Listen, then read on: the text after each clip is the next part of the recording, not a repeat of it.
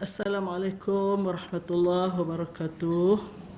Bismillahirrahmanirrahim. Alhamdulillahirabbil alamin. Wassalatu wassalamu ala asyrafil mursalin wa ala alihi washabihi ajma'in. Allahumma zidna 'ilman nafi'an warzuqna fahman la yazul. Allahumma iftah lana futuhal 'arifin wa faqihna fid din. Allahumma arina al-haqqa haqqan warzuqna ittiba'ah wa arina al-batila batilan warzuqna ijtinabah. Allahumma inna ala dzikrika wa syukrika wa husni ibadatik wal jihad fi sabilik wa bi amwalina wa anfusina ya Rabb. Rabbana atina fid dunya hasanah wa fil akhirati hasanah wa qina adzaban nar wa qina adzaban nar wa qina adzaban nar wa adkhilna al jannata ma'al muqarrabin ya aziz ya ghaffar ya rabbal alamin wa adkhilna al jannata ma'al muqarrabin ya aziz ya ghaffar ya rabbal alamin wa adkhilna al jannata ma'al muqarrabin ya aziz ya ghaffar ya rabbal alamin. وصلى الله على سيدنا محمد وعلى آله وصحبه أجمعين. سبحان ربك رب العزة عما يصفون وسلام على المرسلين والحمد لله رب العالمين. تقبل الله منكم. Apa khabar kekasih pilihan Allah semua? Inilah insan-insan terpilih ya, yang Allah Ta'ala telah pilih kita untuk berada di taman syurganya, berada di bawah naungan malaikat yang sentiasa mendoakan untuk kita, sentiasa mengisytiharkan nama-nama hadirat yang berada dalam taman syurga ini kepada para malaikat. Dan insya-Allah ini pertanda baiklah ya, pertanda ahli syurga insya-Allah. Ya, antara tanda ahli syurga kata Rasulullah, hatinya cinta pada Allah, cinta pada pengajian, cinta pada ilmu, cinta pada Islam, cinta kepada kebaikan. Jadi kita sajalah yang tahu bagaimana hati kita.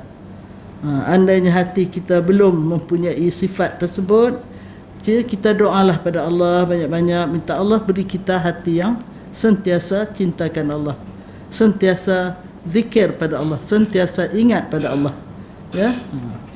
InsyaAllah hari ini kita sambung di muka surat 54 ya.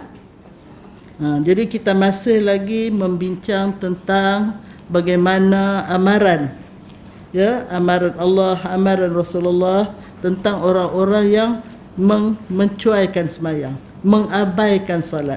Kerana solat ini kalau dibandingkan dalam tubuh badan kita adalah merupakan kepala bagi badan.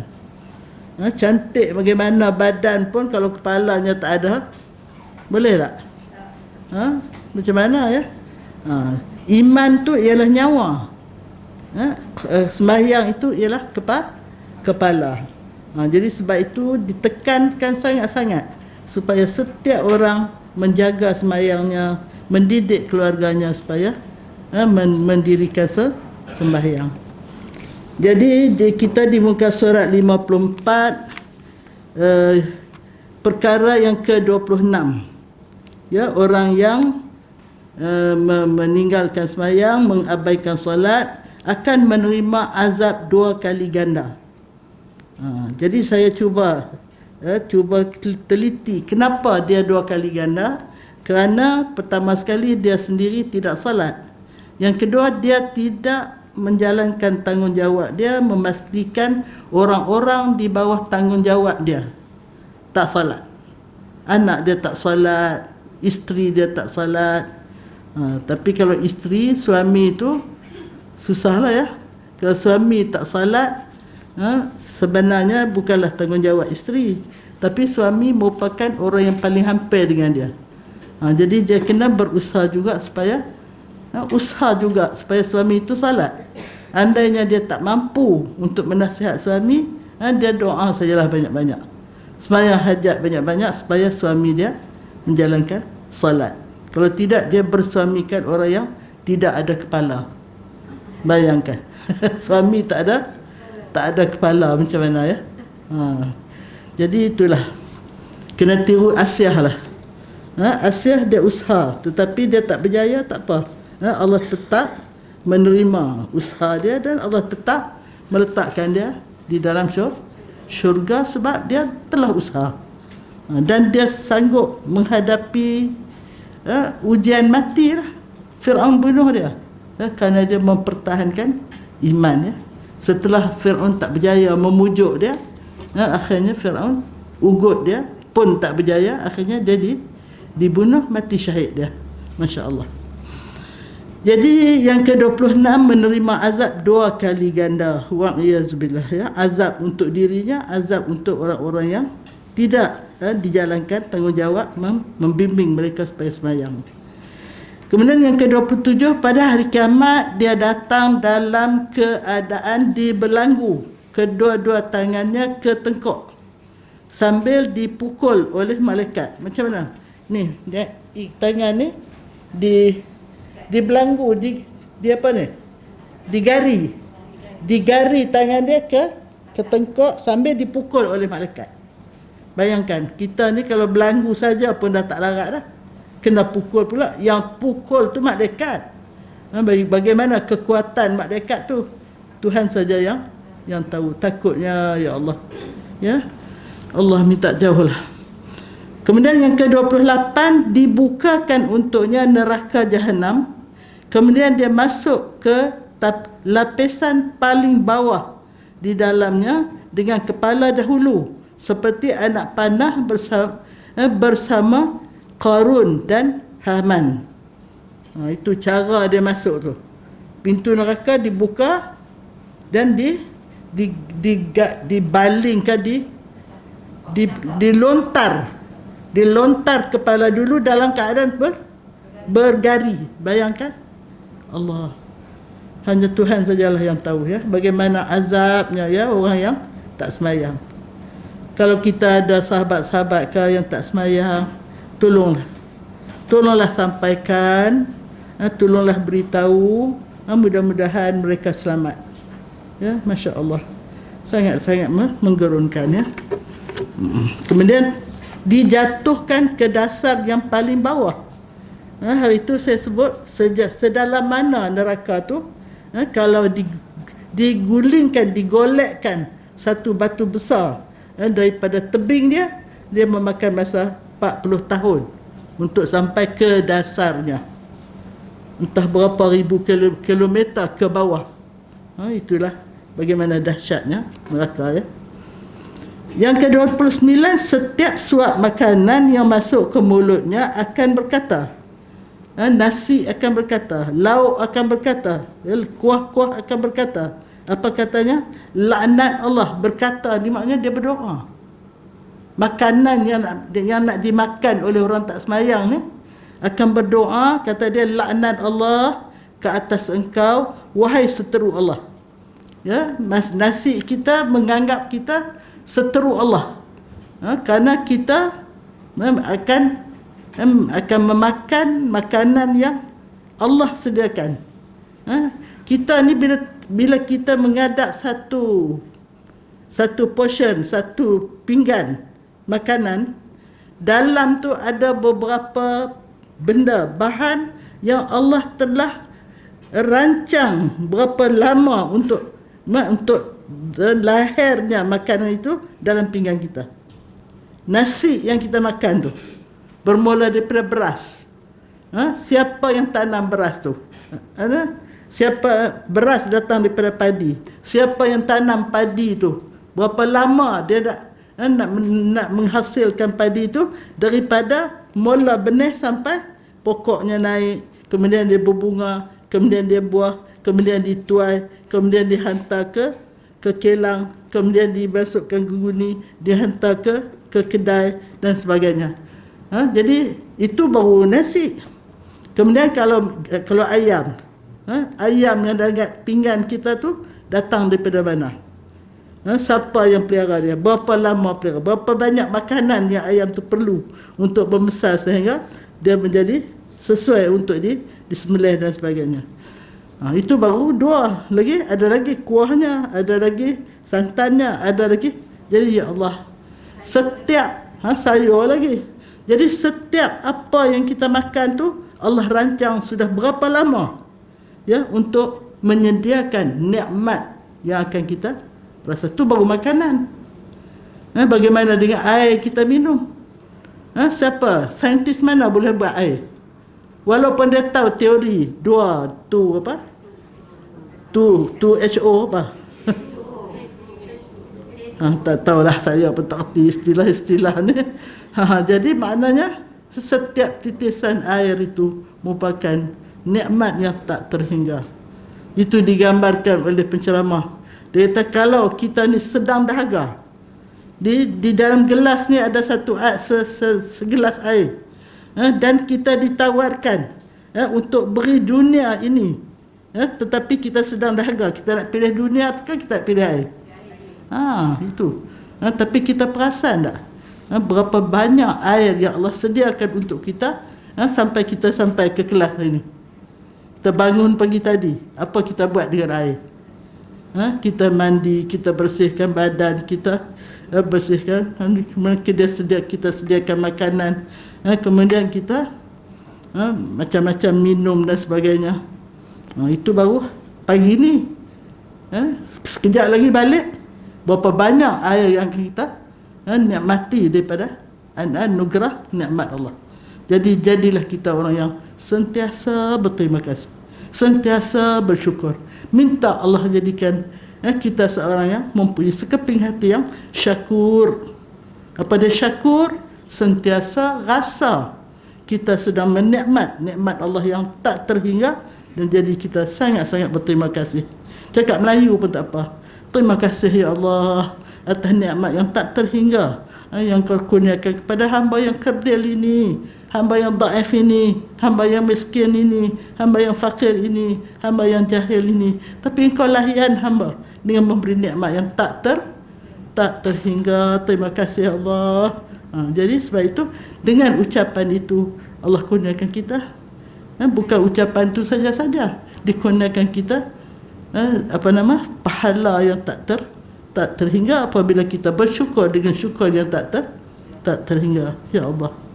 Tapi Allah kata, sedikit sangat, wa qalil min ibadiyas syakur. Sikit sangat hamba-Ku yang bersyukur. Mudah-mudahan kita termasuk dalam yang sedikit itulah. Jadi ini pun kursinya banyak, tapi orangnya sedikit saja. Tak apalah. Inilah berlian-berlian. Inilah intan-intan yang dipilih oleh Allah. Alhamdulillah ya. Kursi ini pun tak apa, dia akan jadi saksi kita hadir pada hari ini insya-Allah. Jadi dia akan pergi bersama dengan Qarun dan Haman. Dalam pengajian yang lepas kita sebut 4 orang. Di sini 2 orang saja disebut, Qarun dan Haman. Siapa 2 lagi, ingat tak? Fir'aun dan Qarun, Haman, Fir'aun dan Ubay bin Khalaf. Siapa Ubay bin Khalaf? Orang biasa, tak semayang, tak ada sebab. Kalau Fir'aun tu kotlah takabur dengan kekayaan, kekuasaan dia. Qarun takabur dengan kekayaan dia. Haman sibuk dengan usaha kerja buat dia, sebab dia menjadi menteri kepada Fir'aun. Tetapi Ubay ni tak ada sebab, orang awam yang tak semayang. Ya? Jadi ada 4 tok imam yang akan mengepalai orang yang tak solat masuk ke neraka, wal-iyazubillah. Ke-29, setiap suap makanan ada yang masuk ke dalam mulutnya akan melaknat dia ya. Dia kata engkau makan rezeki Allah, tetapi engkau tidak tunaikan fardunya, iaitu perintah Allah. Siapa cakap? Makanan. Jadi kita jangan pelik lah ya. Allah Ta'ala, semua makhluk di dunia ini berhubung dengan Allah. Berhubung dengan Allah, sujud pada Allah, bertasbih pada Allah. Cuma kita tak faham dan kita tak nampak. Segala pokok, segala batu batan, segala titisan air, segala oksigen ni kita nak ukuran macam mana ya, segala sedutan, setiap sedutan oksigen kita semuanya bertasbih kepada Allah Subhanahu Wa Taala, tetapi kita tak nampak. Sebab itu nasi kita bercakap, kalau dia nak dimakan oleh orang yang tak sembahyang, dia mendoa kebinasaan untuk orang yang tidak menunaikan tanggungjawab kepada Allah setelah dia menikmati rezeki Allah yang tak terhingga. Yang ke-30 pakaian pula, ya. Pakaian pada jasadnya ingin menjauhkan diri daripadanya sambil berkata, jika Allah Subhanahu Wa Taala mengizinkan aku akan lari daripada kamu. Kata baju ni kalau boleh dia nak keluar daripada badan orang yang tak sembahyang. Tapi apakan daya, dia tak ada tenaga untuk membolehkan dia lari keluar daripada badan orang tak sembahyang. Kalau dia boleh lari, orang tu tak berpakaian lah, ya. Tetapi apabila dia dipakai oleh orang tak sembahyang, pakaian pun mendoakan kebinasaan dia, nak cabut lari daripada dia. 31. Apabila dia keluar dari rumahnya, rumah itu pula berdoa. Pemergian kamu, kata Allah, kata rumah, tidak disertai Allah. Kita ni kalau nak keluar, kita keluar dengan doa supaya Allah bersama kita, Allah lindungi kita, Allah selamatkan perjalanan kita pergi dan balik. Tetapi orang tak sembahyang ni, rumah dia kata apa? Semoga Allah tidak menyertai kau. Tidak dalam jagaan Allah. Peninggalan kamu tidak diganti. Apa maksudnya? Maksudnya kalau kamu pergi, mati di tempat kamu pergi, kamu tidak akan, dia doa supaya tak ada orang seperti kamu ni masuk ke rumah balik. Jangan ada orang seperti kamu ni, kalau kamu pergi, kamu berambuhlah pergi, matilah di sana, dan jangan ada orang yang seperti kamu ni diganti. Orang yang tak sembahyang juga masuk kepada aku, kata rumah. Dan semoga engkau tidak kembali kepada keluargamu dengan selamat. Dia keluar pergi kerja dalam keadaan tak sembahyang subuh, contohnya. Rumah kata, kamu pergilah, mudah-mudahan kamu tak baliklah pada keluarga. Lah ni akhir-akhir ni, tiap-tiap hari. Saya malam tadi, saya punya sepupu, isteri pada sepupu saya, meninggal dunia. Kemudian pagi tadi pula, sepupu juga yang lain, dia telefon, dia kata tahu tak apa nama, sepupu jugalah. Sepupu juga telah meninggal dunia. Usia dia sebaya dengan adik saya. Dan satu hari sebelum Ramadan baru ni, anaknya yang bongsu yang menjaga dia semasa dia sakit meninggal dunia pula. Saya kata sakit apa? Dia kata sakit kaki je. Sakit kaki. Tapi sebenarnya sakit kaki kah, sakit tangan kah, sakit apakah, itu hanya musabab. Yang sebenarnya sudah sampai masa. Allah Ta'ala setiap Allah jadi kita ni, Allah dah ada masa ajal kita. Masa lahir kita pun Allah dah tentukan, masa pergi kita pun Allah tentukan. Jadi sebab itu kita kena sentiasa berhati-hati. Kita kena rasa kita ni terlalu dekat dah dengan masa kita akan pergi. Kita doalah pada Allah, minta Allah sambut kita,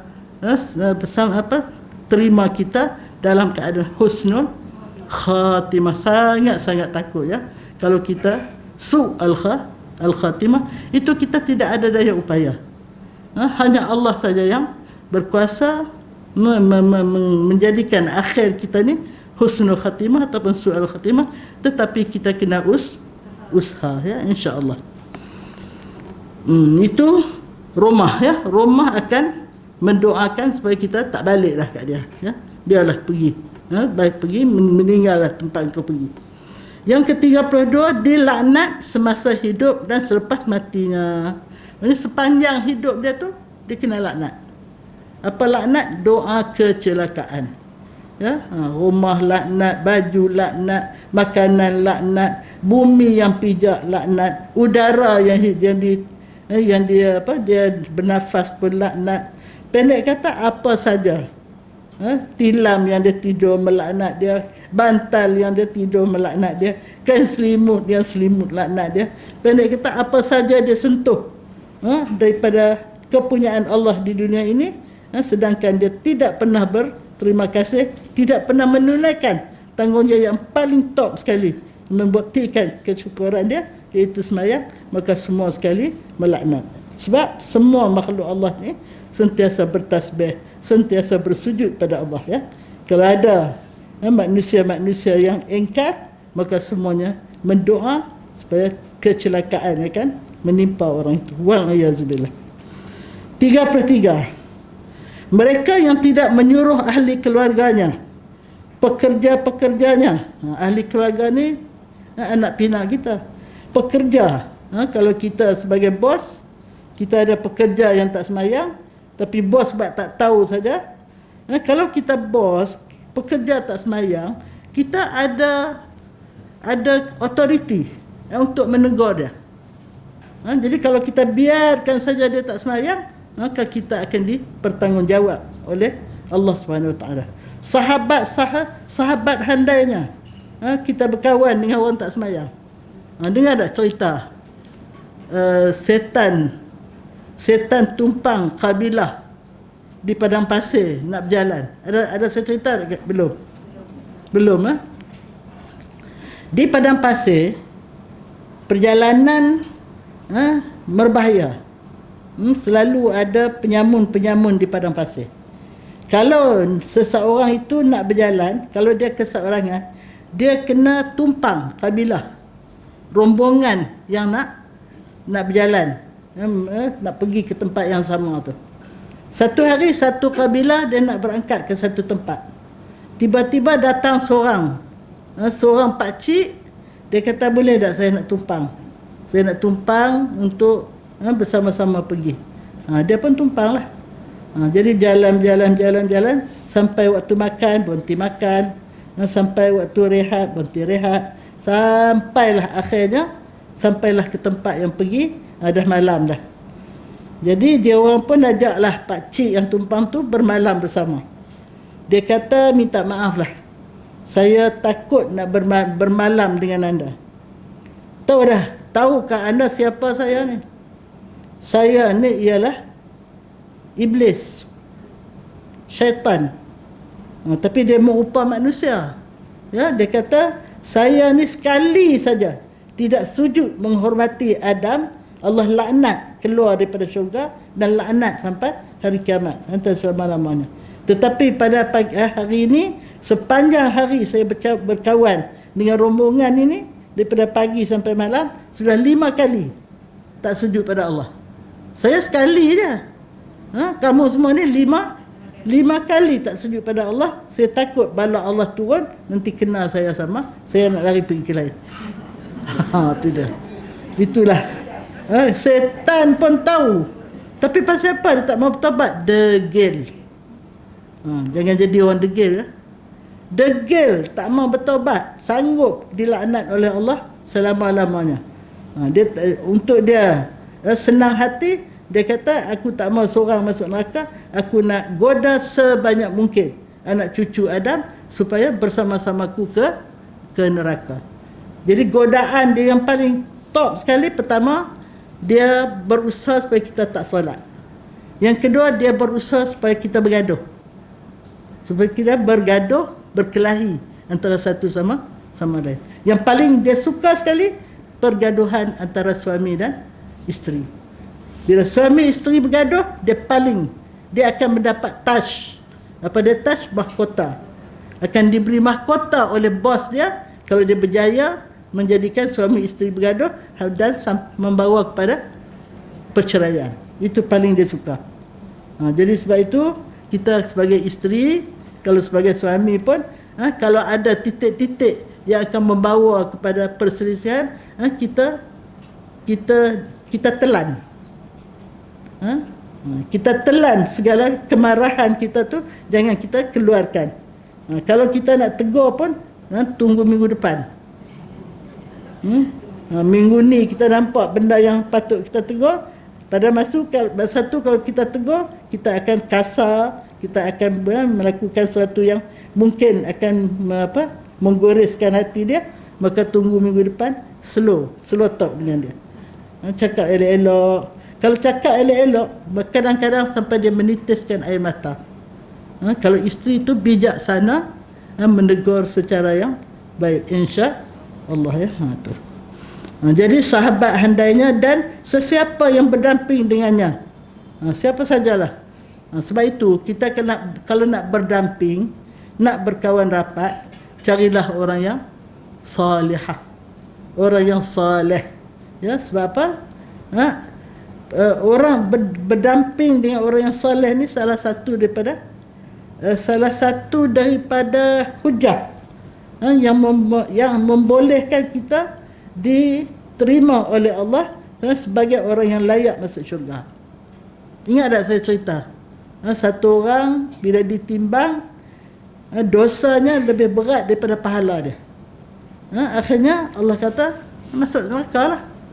Dalam perjalanan dia dibawa ke neraka, Allah suruh panggil balik. Cuba panggil dia balik, kok ada sedikit kebaikan dia. Kerana Allah nak masukkan dia ke syurga, cuba kok dia ada sedikit kebaikan. Cuba tanya dia, pernahkah dia berdampingan dengan orang alim? Tak. Pernahkah dia makan bersama dengan alim? Sesuap ataupun dua suap? Tidak. Pernahkah dia berjalan selangkah ataupun dua langkah dengan orang alim? Dia sambut tok guru kah, nak datang, dia berjalan menemani tok guru kepada manakah? Tak juga. Adakah dia pernah berjiran dengan orang alim? Tak. Adakah nama dia ada mirip nama orang alim? Nama Muhammad kah? Nama Fatimah kah? Nama seperti isteri Rasulullah, nama Aisyah, nama Khadijah? Tak juga. Entah nama apa, tak tahulah. Akhir sekali Allah kata, adakah dia pernah mengasihi satu orang yang orang tu yang cinta pada orang alim? Yang tu ada. Yang tu ada. Contohnya dia pernah kasih pada si A, yang si A tu cinta pada orang alim, suka pada orang alim. Yang tu ada. Maka dengan kasihnya dia pada satu orang yang kasih pada orang alim, Allah kata masukkan dia ke dalam syurga. Jadi sebab itu kita kalau nak cari orang yang rapat pada kita, carilah orang yang baik-baik, orang yang akan menegur kita kalau kita tersalah, tersilap, ya, itu. Tapi kalau orang yang membalikkan kita, kita elok-elok satu orang yang salihah, berkawan dengan dia, jadi talihah. Talihah ni terbalik daripada salihah. Itu wal-iyazubillah, ya. Jadi supaya menunaikan salat. Jadi maknanya adakah dia telah menjalankan tanggungjawab dia menyuruh orang-orang yang berada, yang berdamping dengan dia untuk menunaikan salat. Maka api neraka untuk mereka dinyalakan lebih awal. Ini doa ni, semoga dilindungi Allah, kerana mereka tergolong dalam orang yang tidak beramal dengan ilmunya.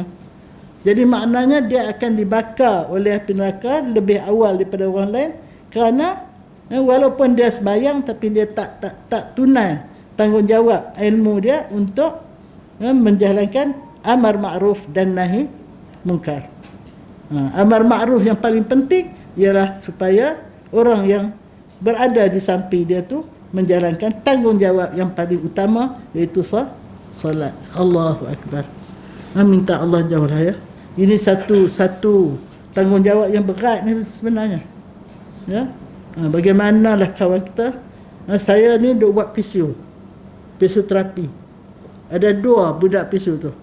Seorang saya nampak pakai tudung elok lah. Yang seorang lagi tu tak pakai tudung. Jadi saya ni doa dalam hati dulu lah. Dia main sekali lagi, saya akan selotok lagi dia. Wanita yang tak pakai tudung ni susah kita nak bagi tahu. Kalau tak kena gaya dia menting. Betul tak? Jadi kita yang pakai tudung ni alhamdulillah. Kalau suruh buka pula kita melenting. Ya. Tapi orang yang tak pakai tu, kalau kita nak suruh dia, nak bagi tahu dia, kena fikir banyak kali supaya apa yang kita cakap tu masuk ke hati dia.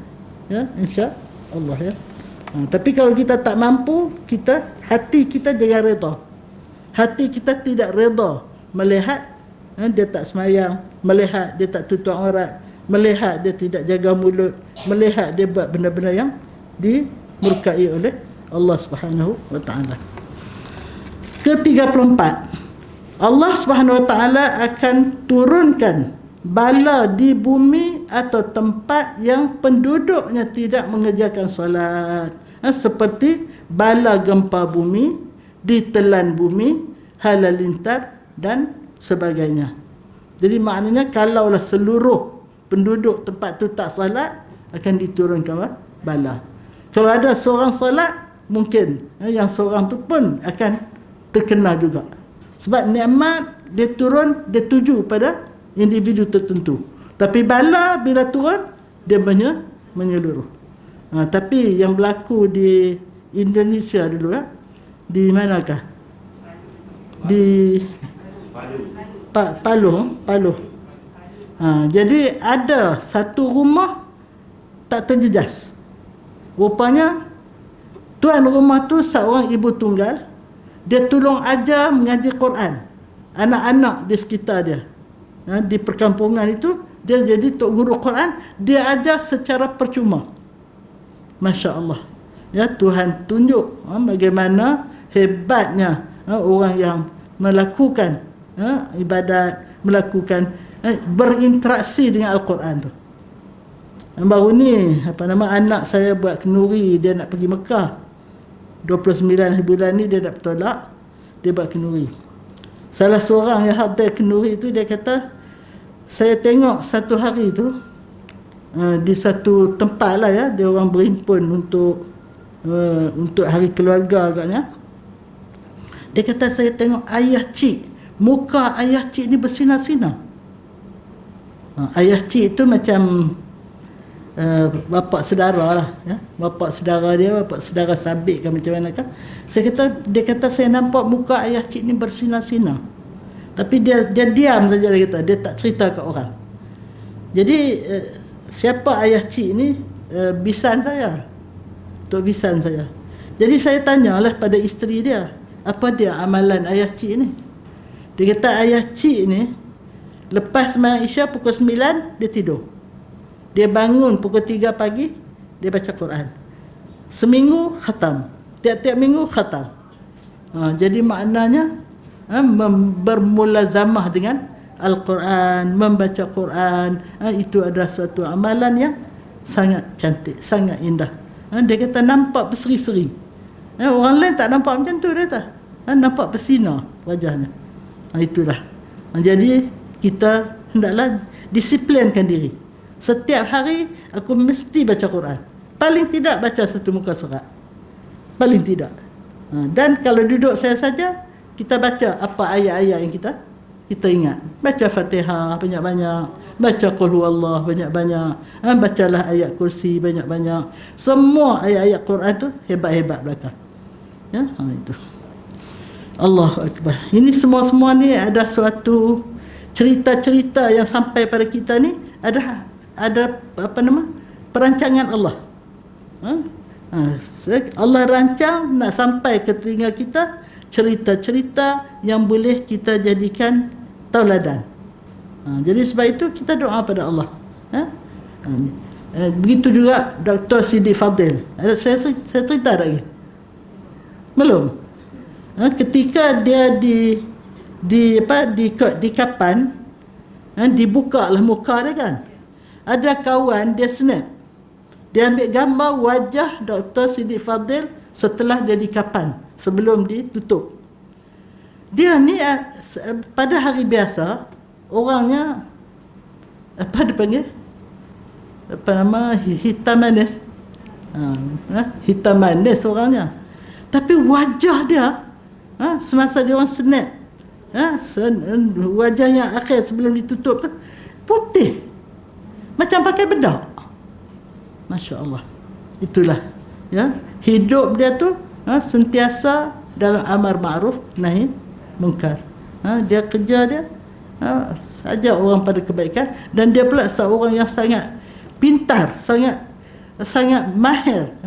Lidah dia tu sangat lancar dalam berdakwah. Masya Allah. Sebab itu dia dipanggil murabbi.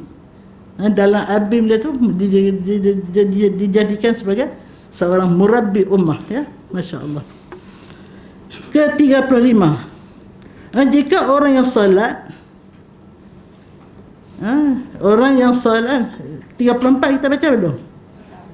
Dah ya? Ke 35, orang yang solat membiarkan orang di kelilingnya tidak mengerjakan solat, bala Allah akan menimpa semua yang tinggal di tempat itu. Ini sama yang di atas lah ya. Maknanya kita jangan reda orang keliling kita tak solat. Kita kena berusaha dengan cara yang hikmah, dengan cara yang berbijaksana ya. Sebab itu kalau paling tak mampu pun dengan hati. Wa huwa adhaful iman, itulah orang yang paling dhaif imannya. Kalau hati pun tidak mengingkari orang yang tak solat, kalau dianggap orang yang tidak ada iman ya, walaupun dia sembahyang. 36. Dalam peristiwa Isra Mi'raj, Rasulullah SAW diperlihatkan satu kaum sedang memecahkan kepala dengan kepala mereka dengan batu berkali-kali dengan kuat. Setiap kali kepala mereka pecah, Allah SWT menggantikannya dengan yang baru. Lantas mereka memecahkannya semula dan peristiwa itu berlaku berulang-ulang kali. Itu. Kalau kita di dunia ni, kalau kita buat benda yang tak betul, kita menyesal, kita hantuk kepala. Allah, aku silap, banyak buat salah.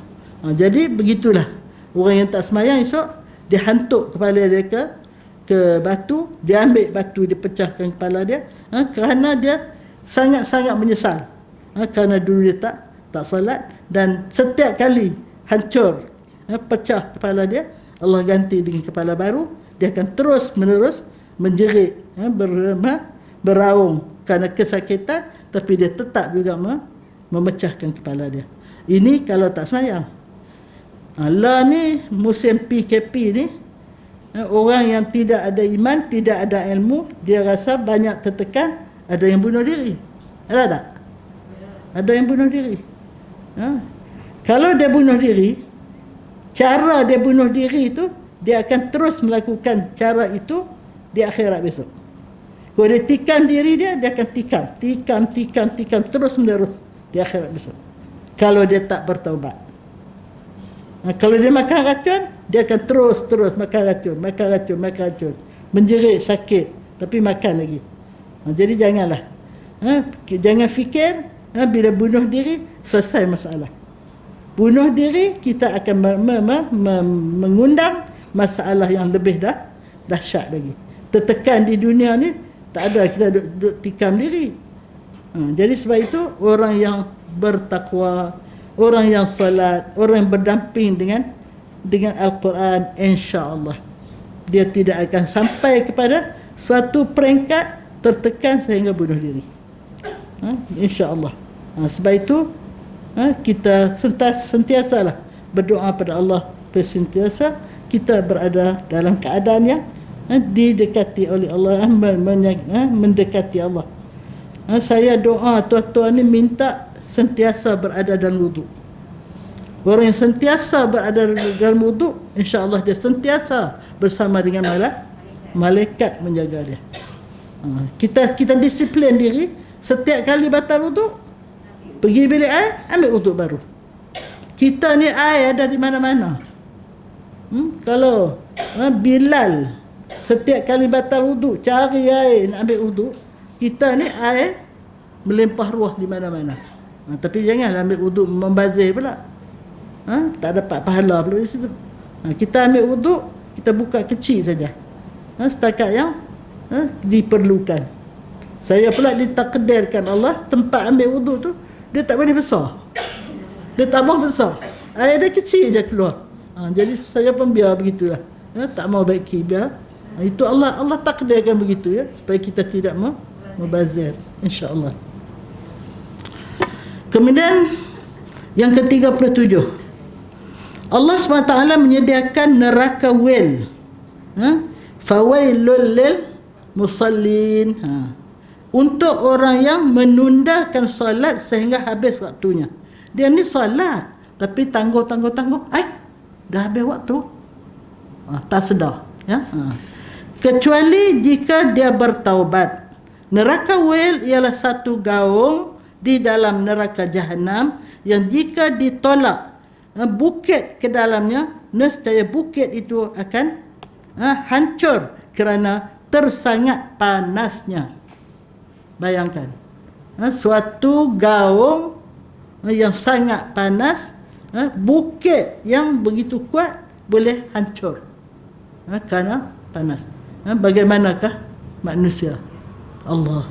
Kalau yang ni satu pun bukan 37, tapi satu ni pun sudah cukup untuk menjadi nasihat pada kita supaya kita menjaga sembahyang.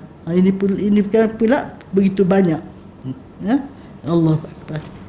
Yang ke-38, bagi orang yang meringankan solat, yang tadi dia melangguhkan solat, yang ni meringankan solat, disediakan untuknya 15 siksaan. 6 di dunia, 3 ketika menemui ajal, 3 ketika di dalam kubur, 3 lagi ketika bertemu dengan Allah Subhanahu wa ta'ala. 15. Ni orang yang meringan-ringankan solat. Meringan-ringankan ni maknanya buat acuh tak acuh. Kadang buat, kadang tak. Kalau buat pun buat cincai-cincai. Jadi kita kalau boleh, kita kena azam. Bila kita buat sesuatu amal, kita harap Allah terima amal tu. Kalau kita baca Quran, baca secantik mungkin. Hadirat ni belajar tajwid, amallah. Minta kita dapat membaca dengan tajwid yang betul. Kita ada lima permintaan kita sebelum baca Quran. Hadirat minta apa? Minta apa? Minta bila baca Quran, minta apa ke Allah? Siapa nak jawab? Pertama, minta dapat baca dengan tajwid yang betul. Yang kedua, minta supaya faham dengan fahaman yang tepat apa yang kita baca. Yang ketiga, minta kita mengamalkan apa yang kita faham dengan ikhlas, seikhlas mungkin. Yang keempat, kita minta supaya Allah bantu kita menyampaikan pada orang lain apa yang kita faham, apa yang kita amal tadi, sejauh mungkin, seramai mungkin. Dan yang kelima, minta supaya kita berjihad, memperjuangkan tuntutan ayat yang kita baca tu sebaik-baik perjuangan. 5. Setakat ni apa? Tak ada. Baca aja. Bismillah, terus baca ya. Minta pada Allah supaya kita melakukan, dapat menikmati 5 perkara tadi. Sebelum kita mula, a'udzubillahi minasyaitanirrajim, bismillahirrahmanirrahim, kita minta dulu pada Allah. Jadi kalau kita tersalah, tersilap, insya-Allah Allah akan ampun ya.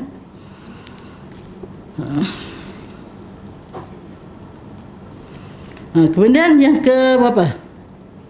Yang ke-38. Oh sudah. 6 siksaan ya. 6 siksaan di dunia bagi orang yang meringan-ringankan solat tadi.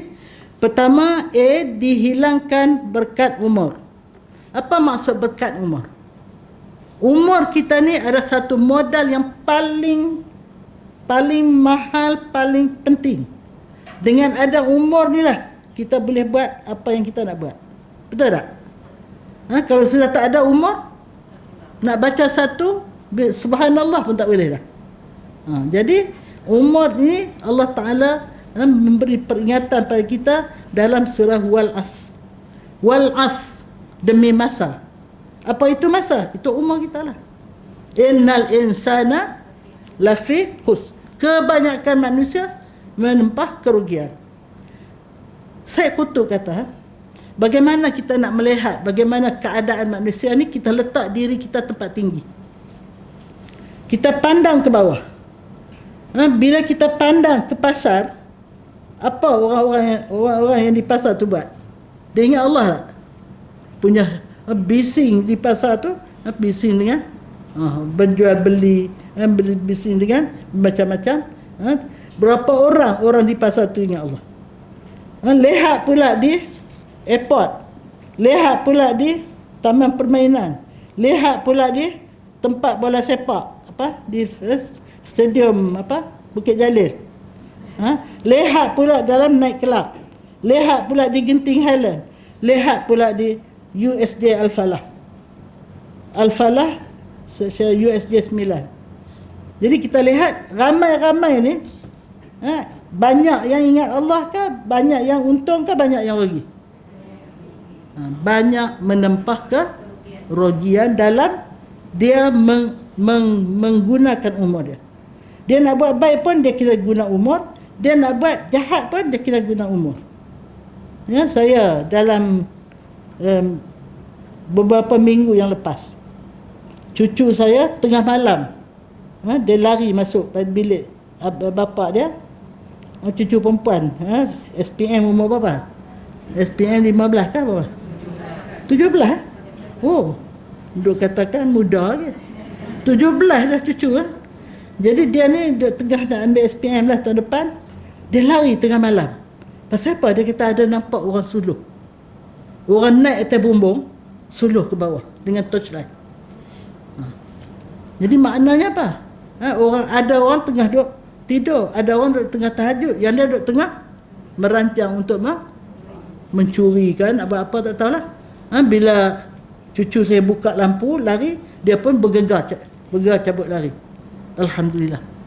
Jadi sebab tu bila belum tidur, pagarlah rumah dengan ayat kursi. Macam mana nak pagar dengan ayat kursi? Kita baca Allahu la ilaha illa huwal hayyul qayyum sampai wala yauduhu hifzuhuma wa huwal aliyyul azim, 7 penjuru.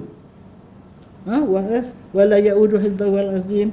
Betul sampai sini wala yauduhu, sampai sini, sampai keliling rumah kita sampai bertangkuk balik. Jadi insya-Allah lah, mudah-mudahan berkat kita. Kalau pagar besi pun dia nak masuk, dia masuk juga. Tak jamin. Jadi sebab itu pagarlah dengan pagar dengan ayat kursi. Ada satu lagi apa nama, doa ni memang makbul. Rumah Tok Bisan saya yang kata muka bersinar tadi, dia tiap-tiap malam, tiap-tiap kali lepas sembahyang dia baca doa apa? Tak ingat tu, malam ni baru ingat. Dia ada baca doa, satu doa tu, insya-Allah keliling rumah dia pencuri masuk.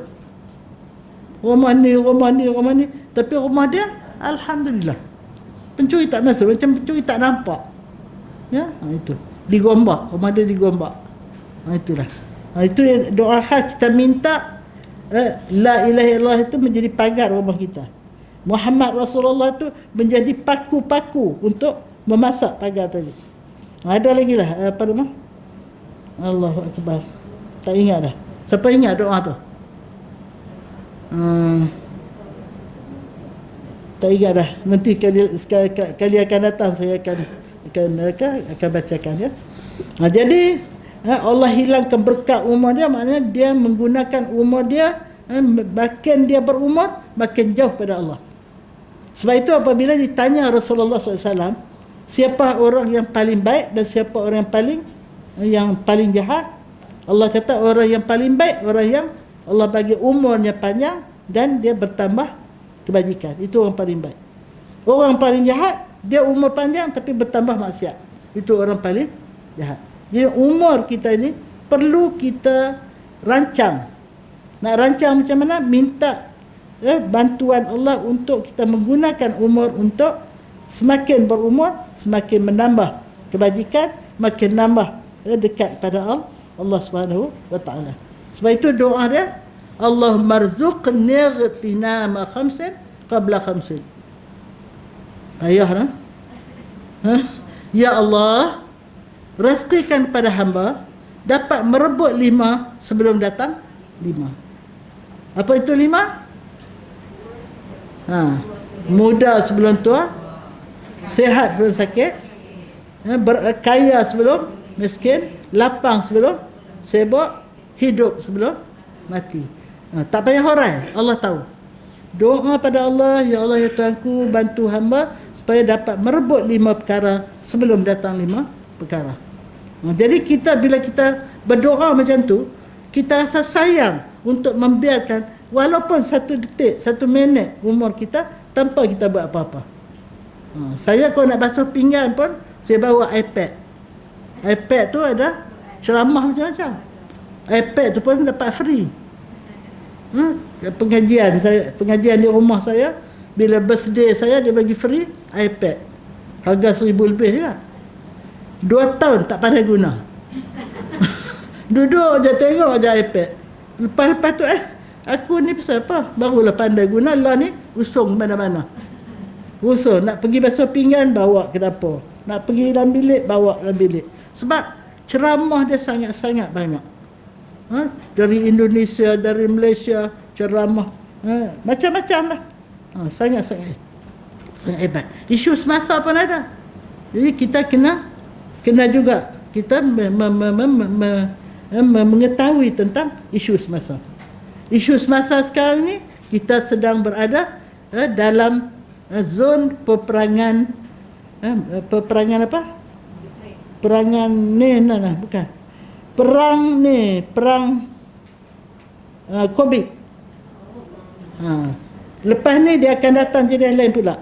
Sebab peperangan ini peperangan secara senyap untuk melumpuhkan penduduk dunia. Sekarang ni ramai kita lumpuh. Kapal terbang tak boleh terbang. Tapi baru akhir-akhir ni baru boleh.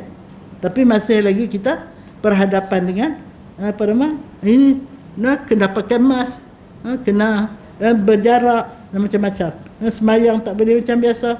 Jadi dia akan lumpuhkan ekonomi, lumpuhkan pergerakan, lumpuhkan pendidikan, dan akhir sekali dia akan lumpuhkan seluruh penduduk ini semua dengan cakap dia. Itu WHO tu. Rupanya WHO tu adalah suatu NGO. Tapi dia isytihad peringkat dunia. Jadi kita pun yes WHO. WHO kata kamu tak boleh keluar kerja. Tak keluarlah kita. Kamu kena kuarantin di rumah, karantinlah kita. Kamu kena tutup hidung, tutuplah kita. Tak tutup, dia lepas virus. Kita kena. Jadi tutuplah kita. Tak lama dia kata kamu tak boleh semayang. Jangan semayang. Macam mana? Dia kata jangan semayang macam mana? Lawanlah.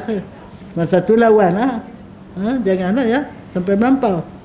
Jadi sebab itu kita kena berusaha supaya umur kita berkat. Nak berkat kena buat 4 perkara. Illa allazina amanu wa amilus solihat wa tawasaw bil haqq wa tawasaw bis sabr. 4 perkara ni berkatlah umur. Apa dia? Beriman dengan keimanan yang hidup. Ada orang beriman tapi iman dia mati. Apa tanda iman dia mati? Dia suka buat benda yang bercanggah dengan tuntutan iman. Orang yang beriman dia akan buat hanya yang diredai, yang sesuai dengan keimanan dia. Betul tak? Jadi ramai orang yang beriman tapi iman mati. Yang kedua, bila beriman, setiap gerak kita semuanya menjadi amal soleh. Kita bangun amal soleh, kita duduk amal soleh, kita bergerak amal soleh, kita buat apa-apa amal soleh. Kenapa? Kerana kita buat segala-galanya lillahi ta'ala. Sebab itu kita kena berdoa supaya hati ini menjadi arash Allah yang sentiasa menggerakkan kita, mengarahkan kita untuk melakukan amal soleh. Hati ini yang akan jadi raja.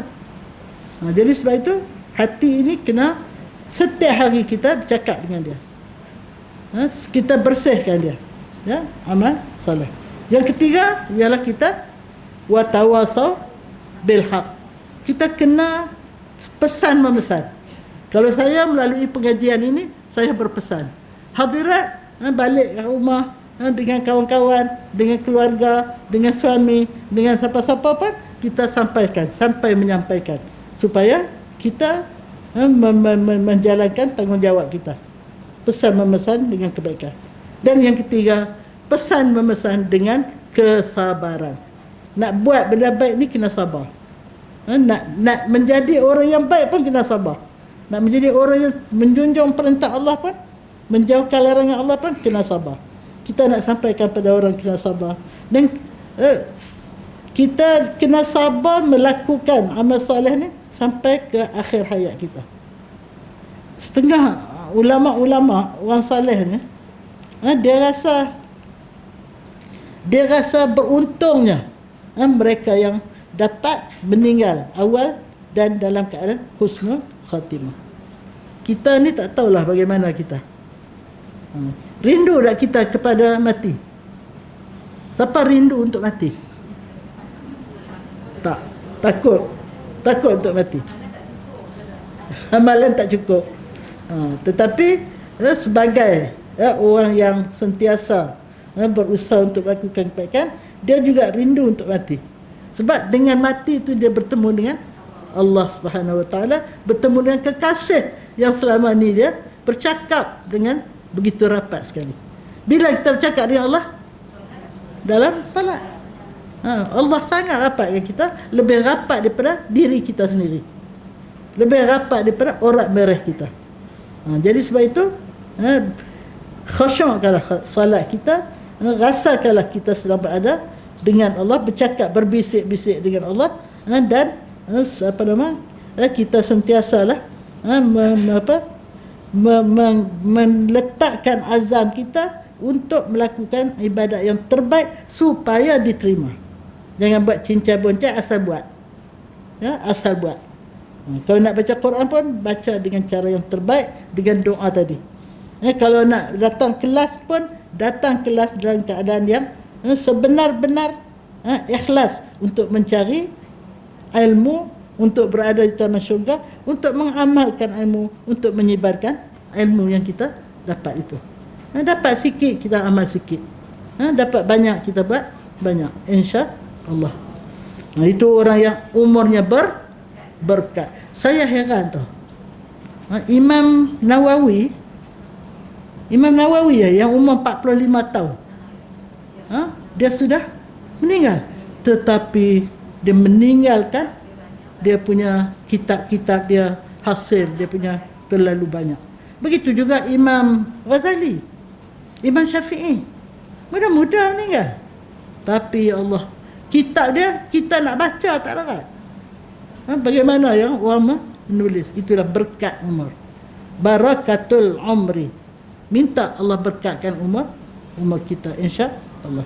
Yang kedua, dihapuskan tanda orang saleh dari wajahnya.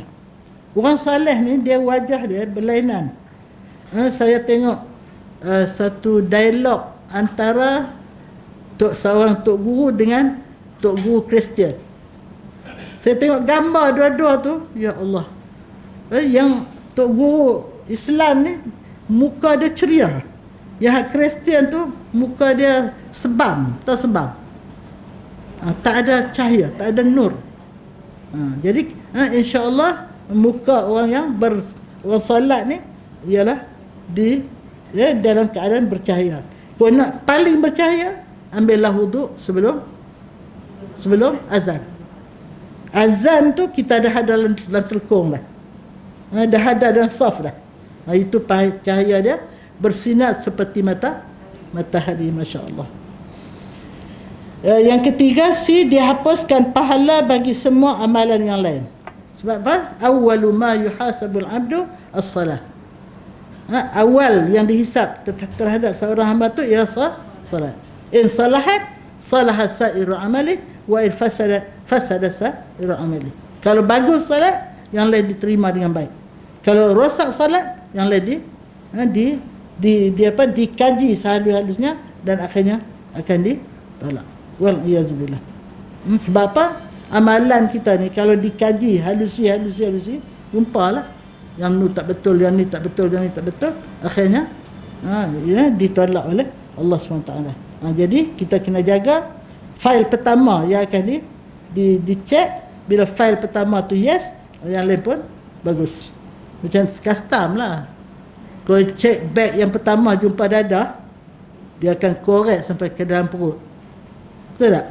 Dia scan sampai dalam perut. Ada seorang cerita kat saya, orang bawa dadah ni rupanya dia bubuh dalam badan dia. Dia bubuh melalui bahagian bawah dia tu. Lepas tu katanya dia tak dapat di scan. Lepas tu dia pergi buang air besar, dia ambil balik lah benda tu.